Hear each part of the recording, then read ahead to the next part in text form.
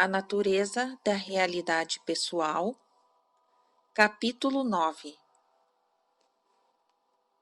Eu precisarei pedir a Sete que repetisse o título para que eu tenha certeza de que entendera corretamente. Título: A graça natural, a estrutura da criatividade e a saúde do corpo e da mente. O nascimento da consciência. Esse é o título. 23:39. Ditado: Com os animais, há vários graus de divisão entre o eu que age e a ação envolvida. Com o nascimento da mente consciente no homem, porém, o eu que age precisava de um meio para julgar suas ações. Novamente chegamos à importância daquele período de reflexão no qual o eu, com o uso da memória, vislumbra sua própria experiência passada no presente e projeta seus resultados no futuro. Agora, isso é tudo. Eu simplesmente desejava iniciar. Está bem. Desejo-lhes uma boa noite. Uma boa noite, Sete. 23:35, o final da sessão foi repentino. Sessão 636, dia 29 de janeiro de 1973. 21h28, segunda-feira. Eu ainda não terminara de datilografar a sessão 635. Então, li para Jane minhas anotações da última página do capítulo 8 e do início do capítulo 9. Jane estava seguindo um impulso criativo durante todo o mês. O material de Sete encheu-se de uma potente energia. A mesma intensidade transpareceu na sessão e no sumário para as aulas de ESP, sendo também muito evidente em suas poesias. Jane ainda está escrevendo seu livro de poesias, Diálogos da Alma e do Eu Mortal no Tempo. Observação: ver notas que seguem na seção 618, capítulo 3, e a seção 639, capítulo 10. Continuando. Na semana passada, gravou parte deste material. Ela também está trabalhando em sua autobiografia, que se chama Desta Cama Rica. Ela vem trabalhando nisso há alguns meses. De um dos apartamentos abaixo do nosso, chegaram sons muito fracos de música clássicas. Sete começou a noite tranquilamente. Boa noite. Boa noite, Sete. Ditado: o estado de graça é uma condição na qual todo crescimento acontece sem esforço.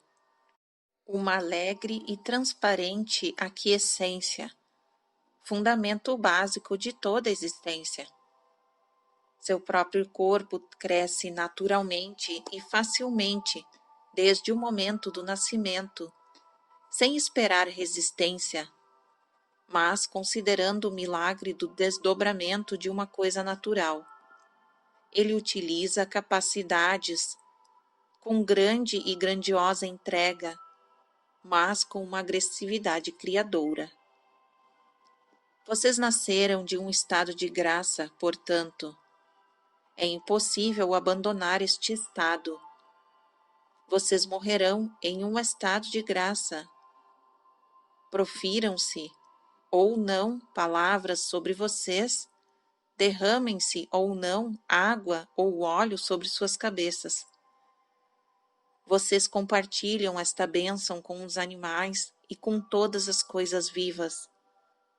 Vocês não podem sair da graça nem pode ela lhe ser tirada.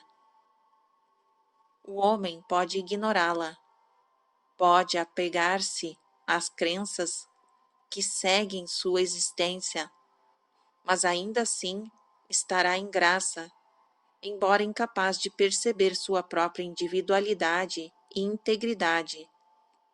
Cego também para outros atributos os quais é automaticamente dotado. O amor percebe a graça em outra pessoa. Como a culpa natural, o estado de graça é inconsciente nos animais. É protegido. Os animais o tomam por uma coisa natural, não sabendo o que é nem o que eles fazem. Mas esse estado de graça fala por meio de todos os seus movimentos e eles permanecem na antiga sabedoria de seus caminhos. Os animais não têm memória consciente, mas, repito, a memória instintiva das células e órgãos os sustém. Tudo isso se aplica em graus de acordo com a espécie, e quando falo de memória consciente, estou usando palavras que são familiares a vocês. Quero dizer, uma memória que pode em qualquer momento olhar para trás através de si mesma.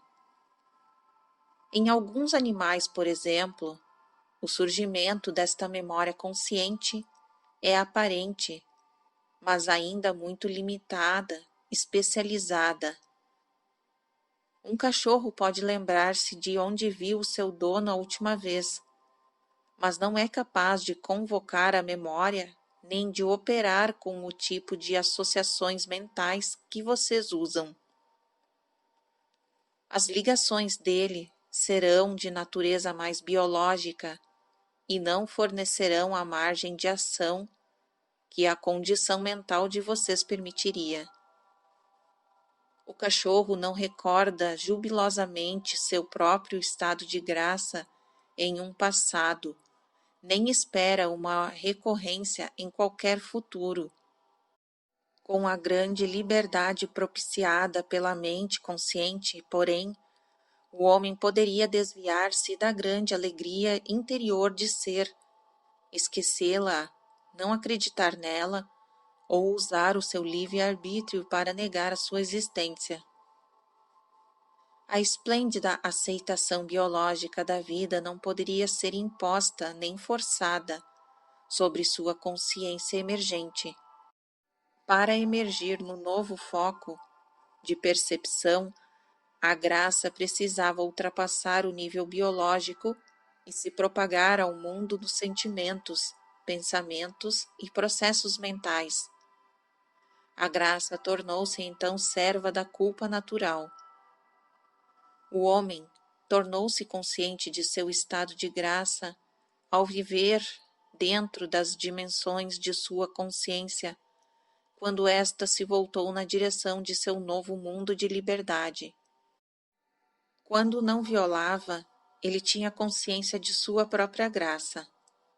Quando violava, caía de volta na consciência celular, como acontece com os animais, mas ele se sentia conscientemente afastado dela e renegado.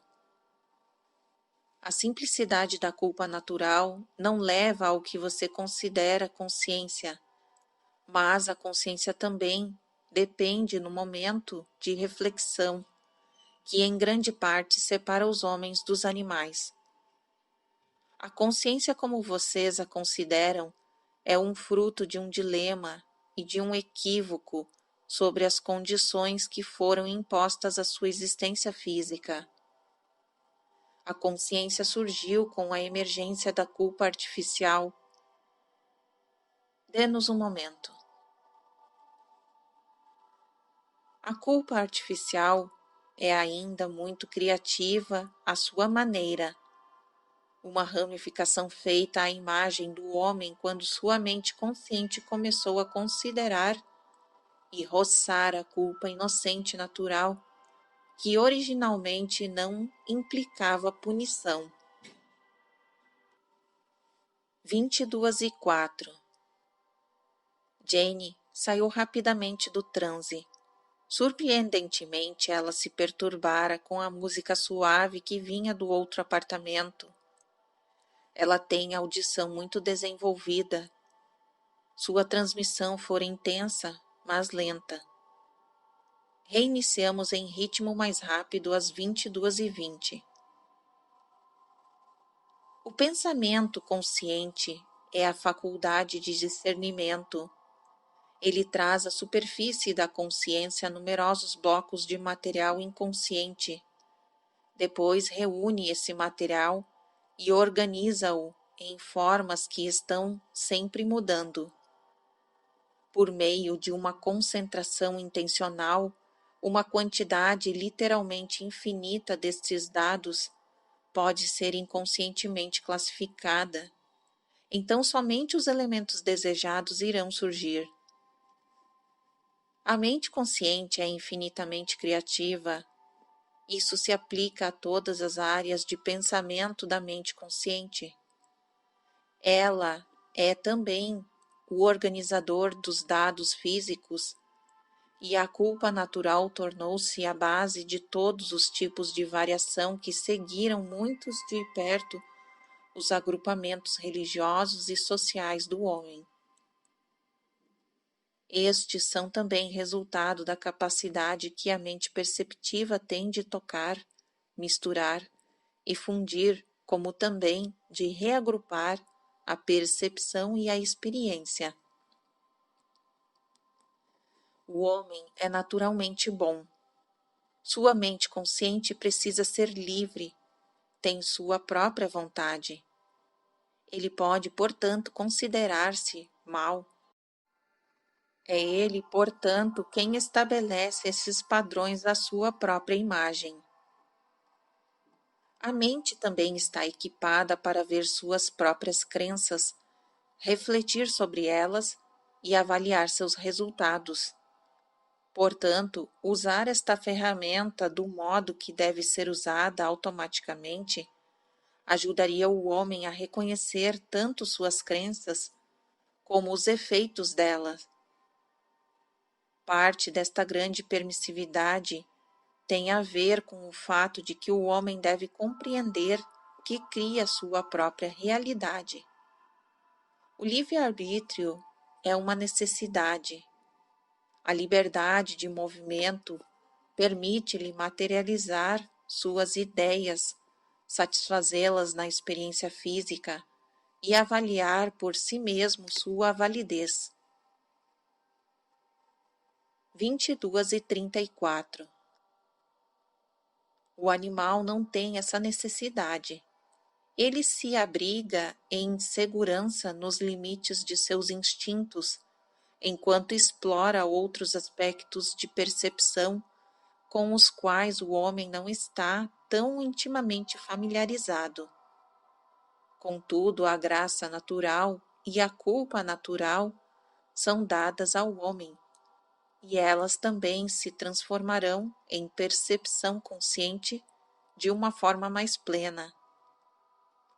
Se puder sentar-se em silêncio e compreender que as partes de seu corpo estão constantemente se substituindo, se livrar sua mente consciente e considerar tal atividade, então você poderá compreender seu próprio estado de graça. Se puder perceber seus pensamentos regularmente, substituindo a si mesmo, poderá também sentir sua própria virtude. Você, porém, não pode sentir culpa e apreciar tal reconhecimento, não em nível consciente. Se perceber que está recriminando por causa de algo que fez ontem, ou há 10 anos atrás, não está sendo virtuoso. Está muito provavelmente envolvido com a culpa artificial.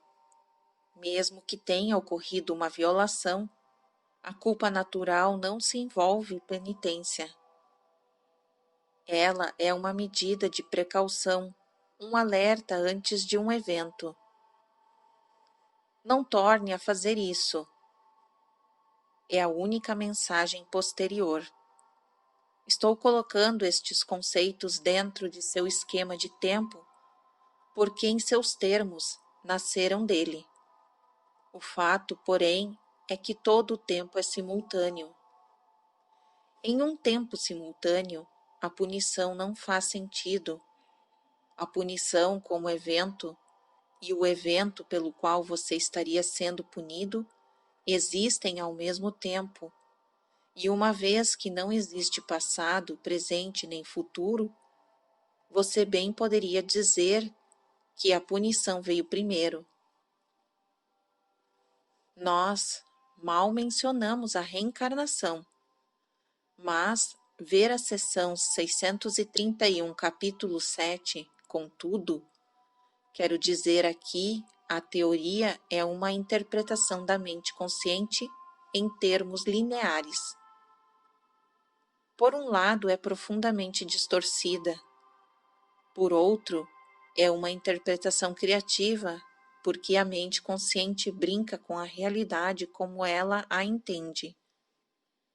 Mas, nos termos usados, não há qualquer karma a ser pago como punição, a menos que você acredite que existam crimes pelos quais precisa pagar, como indicado na seção 614, capítulo 2. Em termos mais amplos, também não existe causa e efeito, embora em sua realidade eles sejam suposições básicas. Observação 7. Observa em parte no capítulo 3 de 7 fala: suposições básicas são as ideias embutidas de realidade, os acordos sobre os quais vocês baseiam suas ideias de existência. Espaço e tempo, por exemplo, são suposições básicas. Cada sistema do realidade tem seu próprio conjunto destes acordos. Quando me comunico dentro de seu sistema, devo usar e compreender as suposições básicas sobre as quais ele está baseado. Continuando o ditado. Uso esses conceitos, repito, por lhes serem familiares. No mundo do tempo, eles parecem reais. Voltamos uma vez mais ao momento da reflexão, pois é aí que tanto as causas como os efeitos aparecem primeiro. Vagamente em palavras usadas por vocês, ele pode ser traçado observando-se os animais que mesmo agora perambulam pela terra, pois cada um em seu próprio grau, muito menos que o seu, mostra esta reflexão. Em alguns, para todas as intenções e propósitos, ela não existe absolutamente, contudo, está aí latente. Pode fazer uma pausa. 22h56. Jane não tinha a menor ideia do que se tratava tudo isso. Como muito estava curiosa, eu li os últimos parágrafos para ela. Nem sempre tento manter o material em mente. Pelo contrário, geralmente me concentro em registrá-lo, consultando Seth quando tenho dúvida sobre alguma palavra, pedindo-lhe que repita uma frase quando me atraso. Reiniciamos às 23h22 em um ritmo mais rápido. Quanto maior o seu período de reflexão, mais longo o tempo parece passar entre os eventos. Vocês parecem pensar que há um corte temporal entre as reencarnações, que uma segue a outra como um momento parece seguir o outro. Como vocês percebem uma realidade de causa e efeito, criam uma hipótese de realidade segundo a qual uma vida afeta a vida seguinte. Com suas teorias de culpa e punição, geralmente imaginam que sua vida é obstruída por culpas produzidas na última vida, ou pior, acumuladas através dos séculos. Essas existências múltiplas, porém, são simultâneas e ilimitadas. Em sua linguagem, a mente consciente está crescendo rumo a uma compreensão da parte que precisa desempenhar em tal realidade multidimensional. É suficiente você entender sua parte nessa existência. Quando você compreender plenamente que você forma o que pensa ser sua realidade atual, tudo o mais irá encaixar-se. Suas crenças, pensamentos e sentimentos são instantaneamente materializados fisicamente. A realidade terrena deles ocorre simultaneamente com seu início, mas no mundo do tempo parecem ocorrer lapsos. Assim digo que uma coisa causa a outra, e uso esses termos para ajudá-lo a compreender, mas tudo ocorre ao mesmo tempo. Assim, suas múltiplas vidas estão ocorrendo como a realização imediata de seu ser na expansão natural de suas habilidades multifacetadas. Imediatamente não significa um estado terminado de perfeição, nem uma situação cósmica em que todas as coisas já foram feitas, pois todas as coisas estão em constante vir a ser. Você ainda está se formando, mas tanto o eu presente como o eu futuro e o eu passado ainda estão vivendo o que você acha que já está feito. Ademais, estão experimentando eventos, dos quais você não se lembra, que sua consciência sintonizada linearmente não pode perceber nesse nível. Seu corpo tem dentro de si a força miraculosa e a energia criativa com as quais, a sua maneira de falar, ele nasceu. Você provavelmente interpreta isso como se estivesse surgindo a possibilidade de um estado infinito de juventude. Embora a juventude possa ser fisicamente prolongada, muito além de sua duração presente, não é a isso que estou me referindo. 23 e 32. Fisicamente, seu corpo precisa seguir a natureza na qual você nasceu, e nesse contexto, o ciclo de juventude e velhice é muito importante. De algumas formas, o ritmo de nascimento e morte é como uma inspiração e uma expiração de ar quando respiramos. Sinta sua própria respiração, o ar entrando e saindo. Você não é o ar, contudo, ele entra e sai de você, e sem seu fluxo contínuo, não poderia existir fisicamente. Da mesma forma, suas vidas entram e saem de você, como você, mas ainda não sendo você. É uma porção de você, embora as deixe ir, lembra-se delas e conhece seu percurso. Imagine para onde vai o ar respirando quando deixa o seu corpo, como escapa através de uma janela aberta, talvez, tornando-se parte do espaço lá fora, onde você jamais o reconheceria. E quando sai de você, já não faz parte do que você é, pois você já está diferente.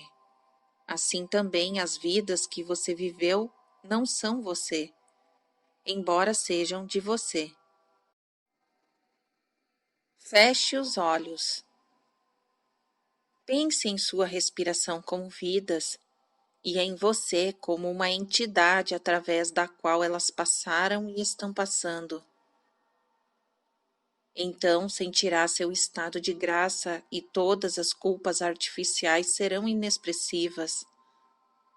Nada disto nega a suprema e total integridade de sua individualidade, pois você é tanto a entidade individual, através de quem as vidas fluem, como as vidas sem paralelo que são expressas através de você. Não há um átomo de ar semelhante a outro. Cada um, à sua própria maneira, tem consciência e é capaz de entrar em maiores transformações e organizações cheios de potencial infinito.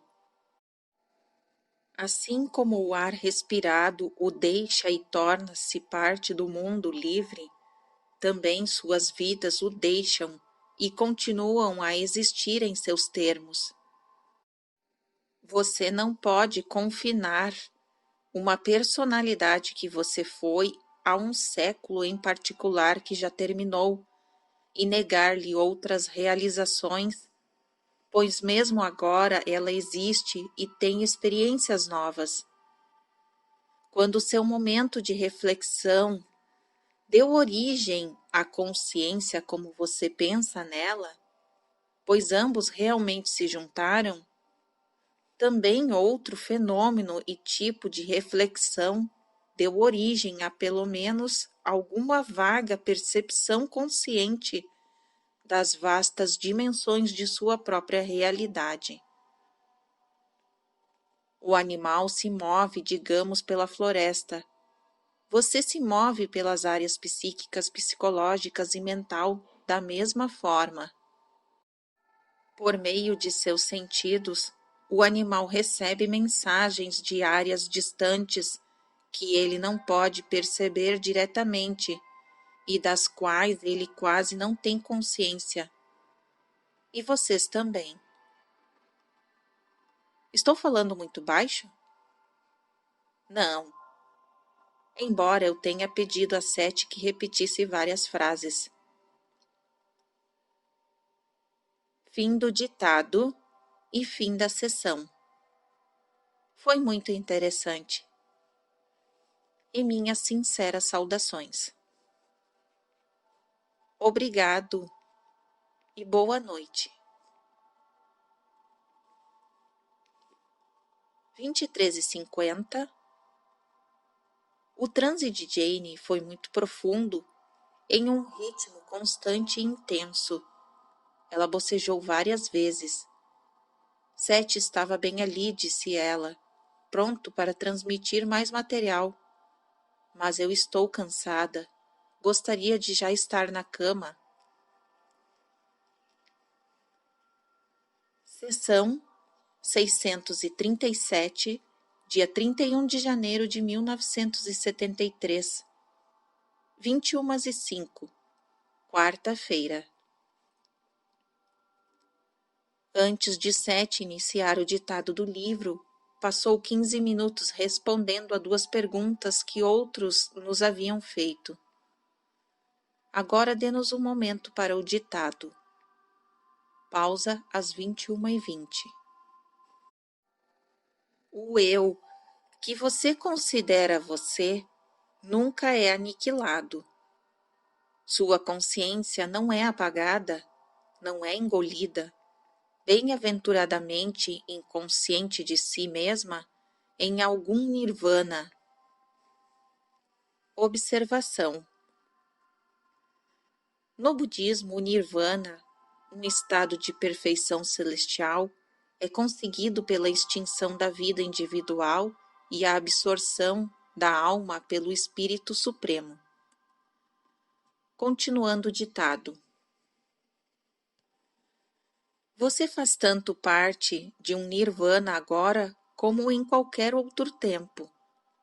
Falamos sobre seu corpo e sua composição de células. Seção 632, capítulo 7, por exemplo. Todas as células que agora compõem sua forma física, obviamente existem ao mesmo tempo. Imagine que você tenha muitas vidas preservadas do mesmo modo.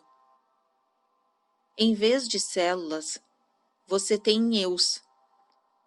Eu lhe disse que cada célula tem sua própria memória. A automemória é, naturalmente, de dimensão muito maior. Pense no você maior. Chame-o de entidade, se desejar, como formando uma estrutura psíquica tão real quanto a sua estrutura física, mas composta de muitos eus. Como cada célula de seu corpo tem sua posição dentro do espaço e dos limites corpóreos, cada eu dentro da entidade tem consciência de seu próprio tempo e dimensão de atividade. O corpo é uma estrutura temporal. As células, contudo, embora partes deste corpo, não têm consciência de toda a dimensão na qual habita sua consciência.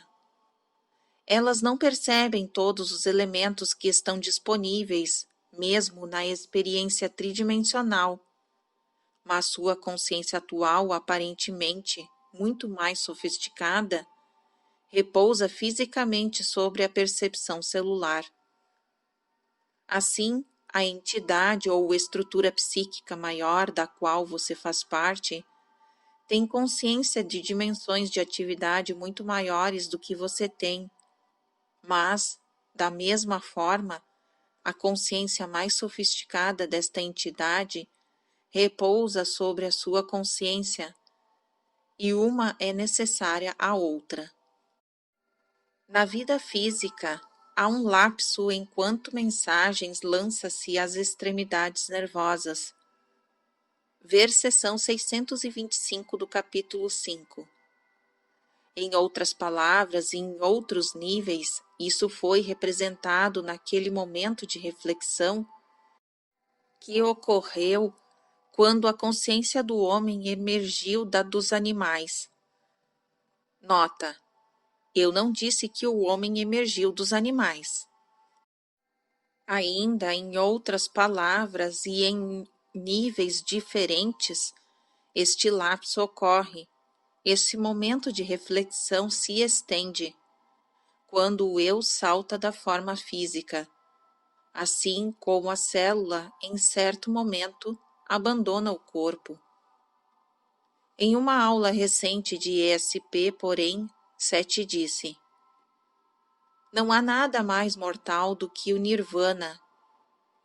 Seus conceitos cristãos, pelo menos, lhes dão alguma esperança de um sufocante e tedioso paraíso, onde sua individualidade pode no mínimo se expressar, e o Nirvana não oferece tal conforto. Ele oferece o aniquilamento de sua personalidade em uma bem-aventurança que destrói a integridade de seu ser. Fujam dessa bem-aventurança. 21:39.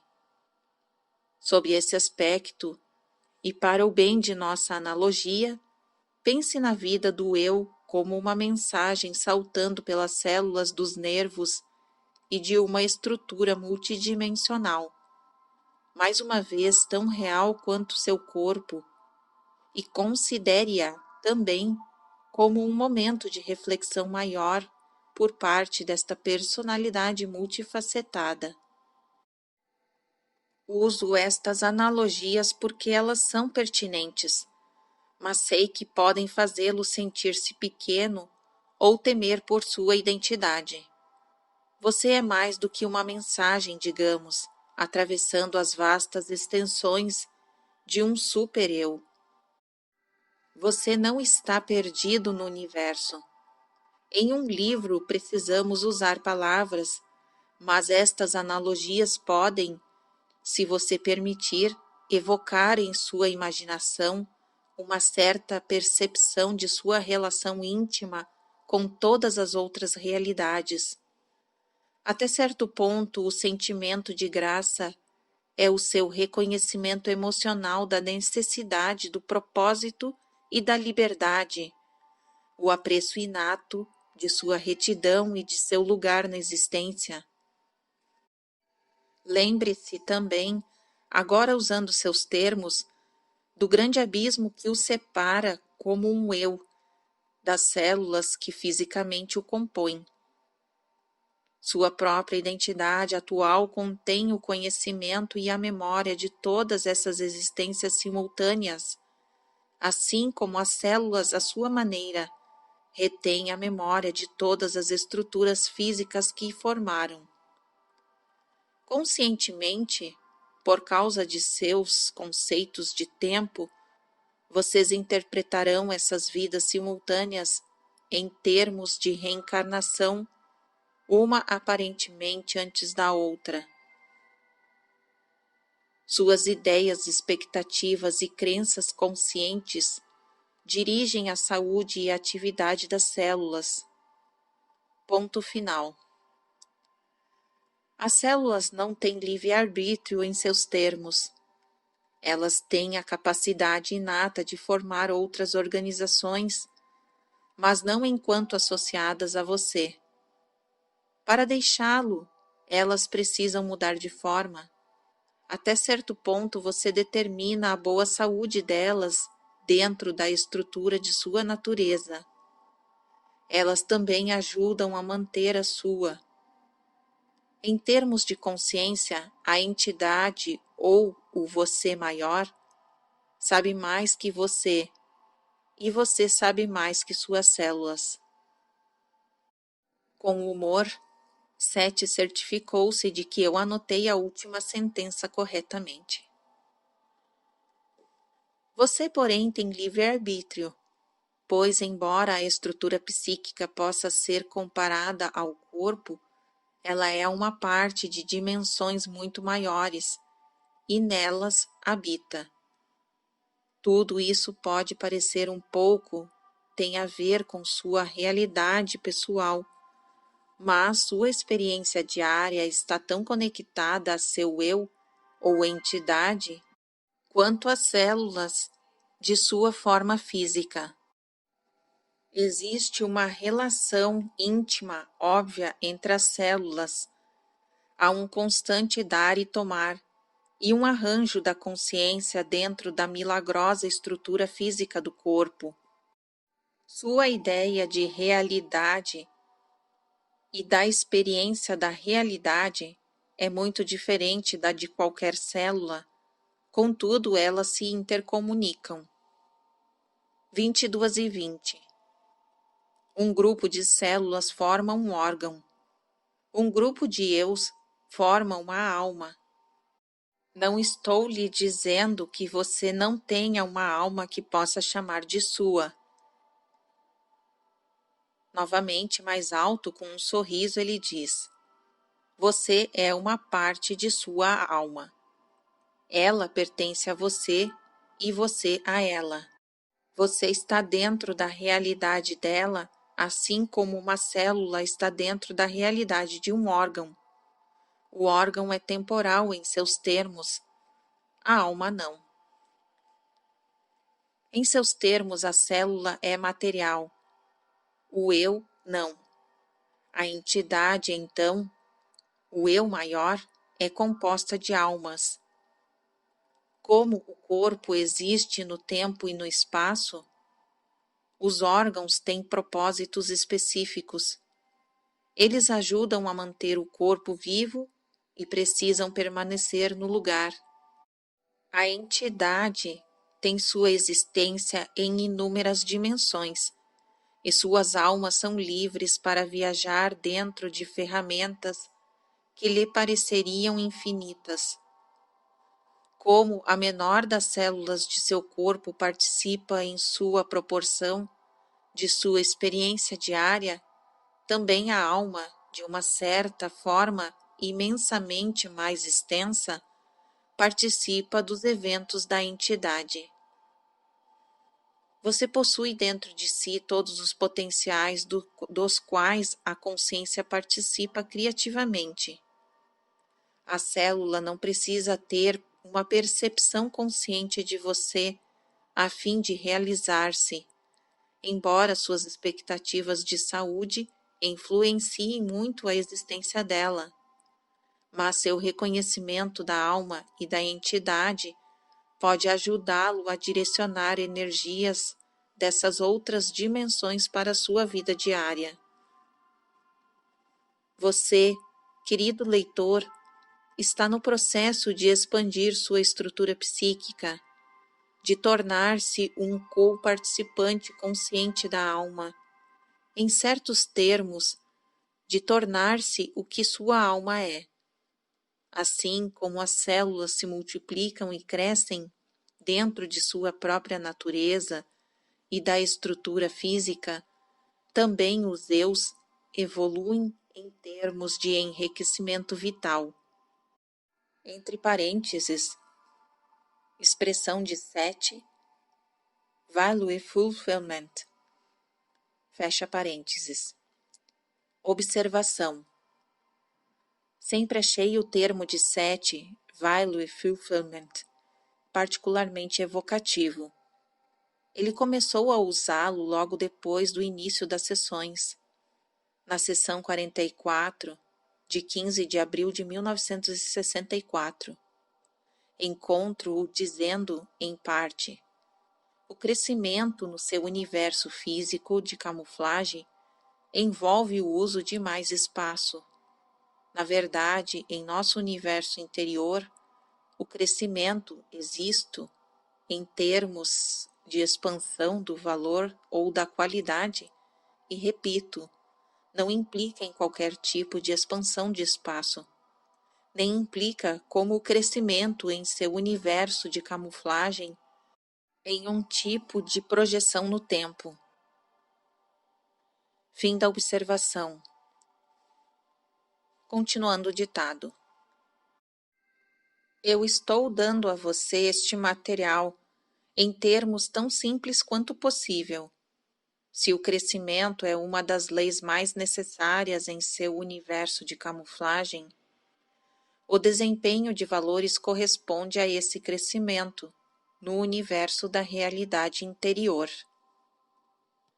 As almas também são estruturas criativas psíquicas, sempre mudando e, contudo, sempre retendo a integridade individual. E todas são dependentes de uma das outras. As almas formam a vida da entidade nesses termos. Contudo, a entidade é mais do que a alma. 22:37. O transe de Jane fora muito profundo. Ela pareceu saltar para fora dele rapidamente, contudo. Ela diz: Estou tão longe. A voz dela estava ficando dura. Sinto que recebemos uma quantidade fantástica de material, não em termos de tempo, mas de conteúdo. Reiniciamos às 23:01. Quando você tem consciência da existência da entidade e da alma, pode conscientemente recorrer à sua energia, compreensão e forças maiores. Ela está inerentemente disponível, mas sua intenção consciente provoca certas mudanças em você, que automaticamente precipitam esses benefícios. Os resultados serão sentidos até que, nas menores células de seu corpo, o afetarão até os eventos mais aparentemente mundanos do seu dia a dia.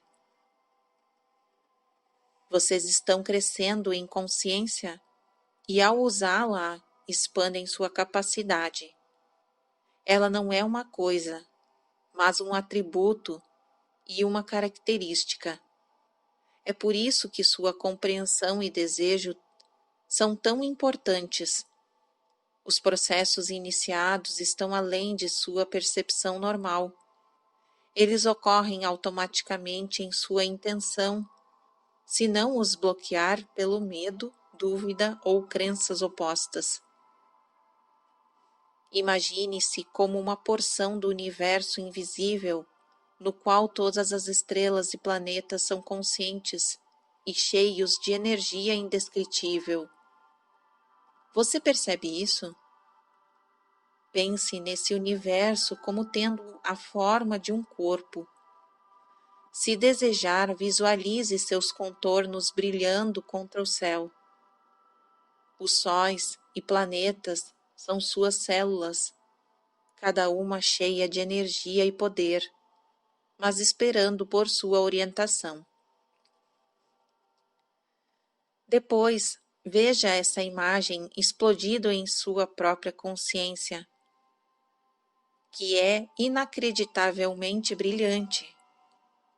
Perceba que ela é uma porção de uma estrutura multidimensional muito maior, espalhada em uma dimensão mais rica. Sinta a entidade enviando-lhe energia, enquanto você envia energias às suas células. Deixe que ela preencha o seu ser e depois a dirija a qualquer parte de seu corpo que desejar. Se por outro lado houver um evento físico que você deseje muito, então use essa energia para imaginar a ocorrência real tão claramente quanto puder. Seguindo as instruções e compreendendo o significado delas, terá os resultados mais espantosos e eficazes.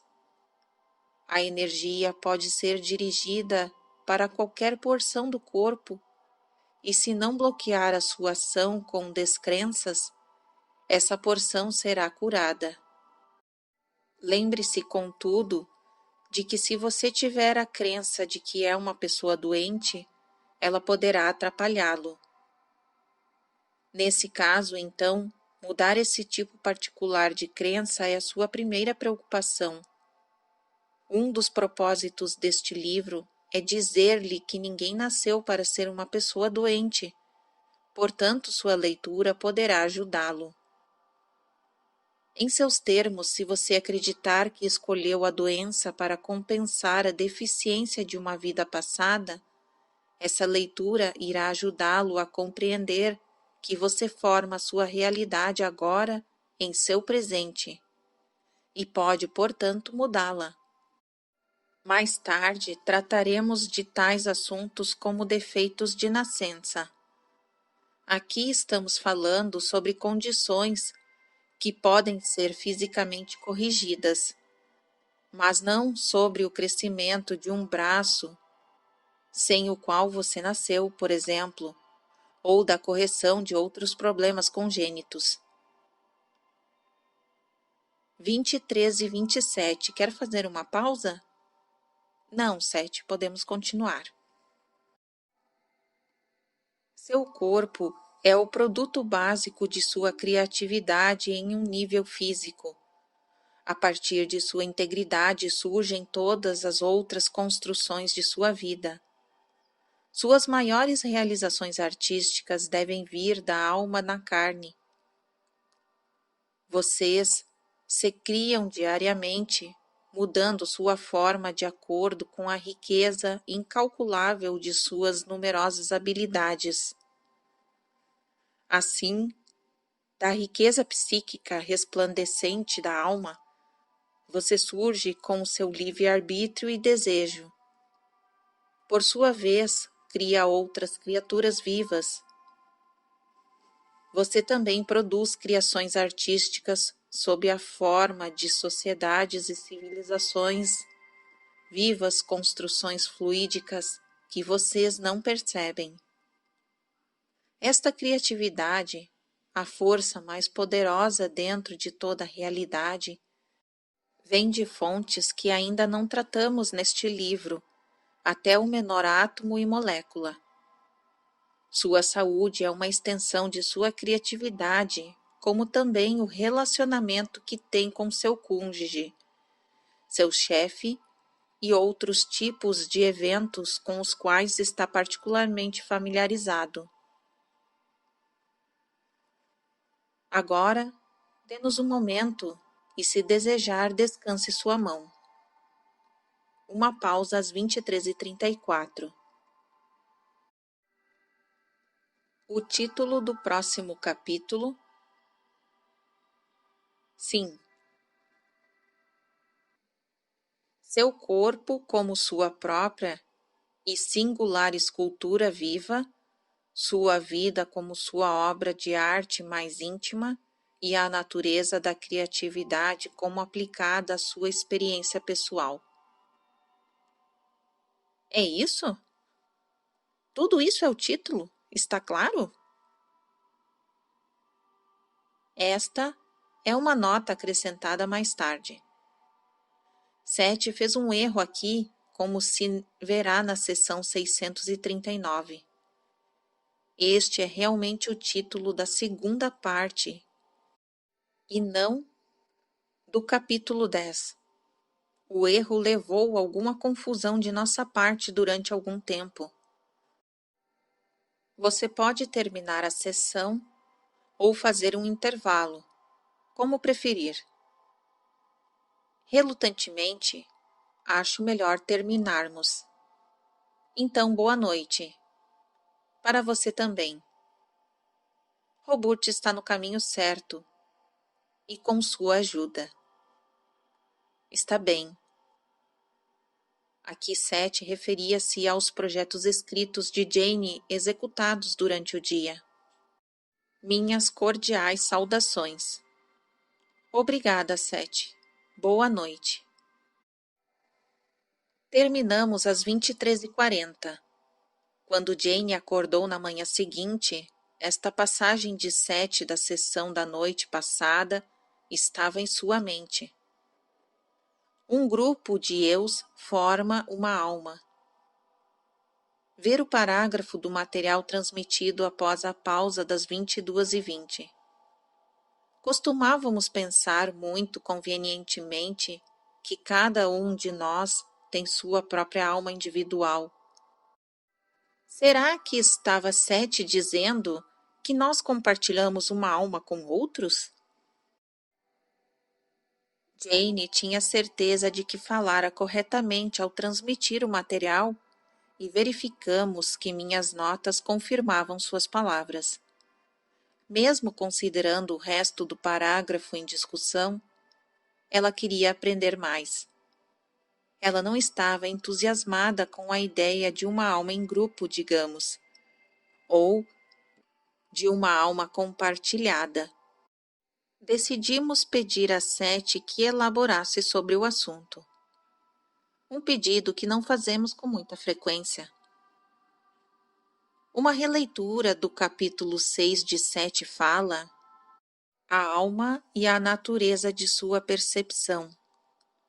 Ajudou-nos a lembrar dos atributos verdadeiramente limitados da alma. Seção 638, dia 7 de fevereiro de 1973, 21h09, quarta-feira. Uma sessão havia sido obrigatória na noite de segunda-feira, 5 de fevereiro, uma vez que havíamos programado para um visitante de outro estado algum tempo atrás, mas não sentimos muita vontade de realizá-la quando chegou a hora. Jane e eu ficamos tristes quando segunda-feira de manhã descobrimos que nosso gato preto, o Roney, morrera inesperadamente durante a noite. Nós o encontráramos abandonado 4 anos atrás. Enterrei-o no jardim. Tanto quanto sabíamos, este bairro havia sido seu território natal. Devido à sua disposição particular, Ronway fora um companheiro ideal para nosso outro gato, Willie, que é muitos anos mais velho, e Jane e eu muitas vezes especuláramos sobre a relação especial entre os dois. Willie sempre fora o chefe. Roney, por acaso, pode ser visto em uma fotografia com Jane sobre a sobrecapa de O Material de 7, edição de capa dura. A sessão de segunda-feira à noite tratava do uso de drogas alucinógenas, incluindo o LSD, como terapia. Não houve ditado do livro. Na verdade, quando Jane começou a falar por Seth, a sessão foi muito bem e durou até a meia-noite. Nosso visitante deve mandar uma transcrição das gravações que fez. No final do dia, Jane e eu estávamos exaustos. Ainda assim, o uso de energia que ela fez na aula de SP na terça-feira foi novamente incrível. Ela dividiu-se entre Seth e cantos de Sumari toda a noite. Seth já dera o título do capítulo 10, mas, ao nos sentarmos para a sessão, mencionei a Jane suas perguntas sobre a alma em grupo, conforme descrição ao final da sessão 637. Era uma noite invulgarmente quente. As janelas estavam abertas e ouvíamos o barulho do tráfego. A transmissão de Jane estava comparativamente rápida. Boa noite. Boa noite, Seth. Dê-nos um momento para o ditado. Mais uma vez sobre o capítulo 9. Posso ver que minha analogia comparando a alma a um órgão dentro de uma estrutura psíquica multidimensional da entidade os está confundindo. Vamos esclarecê-la, comparando as mesmas propriedades, mudando a palavra alma por alma suprema. Como mencionado antes, às 22h20 na sessão 637, e simplesmente seguindo a analogia, cada eu tem sua própria alma dentro da alma suprema. E a própria alma suprema é uma parte da estrutura multidimensional da entidade. A afirmação anterior faz um sentido perfeito para mim, pois cada eu chamaria essa porção de sua realidade maior dentro da unidade total de sua própria alma. Agora, essa explicação esclarece o assunto para você? Acho que sim. Se esclarece para você, também vai esclarecer para o leitor.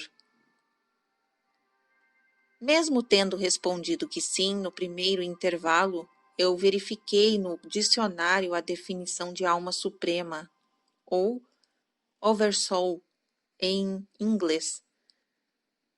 No caso de precisar pedir mais esclarecimentos a Seth, o dicionário define oversoul como o espírito que infunde todas as coisas vivas, resultando na realização perfeita de uma natureza ideal. Este é um conceito da filosofia transcendental do século XIX de Ralph Waldo Emerson e outros. Observação. Uma parte, isto foi inesperadamente interessante. Segundo Seth, Emerson é um dos oradores ou personalidades que, tanto no estado físico como fora dele, falam aos homens através dos tempos, lembrando-lhes seu conhecimento interior, de modo que nunca seja realmente esquecido.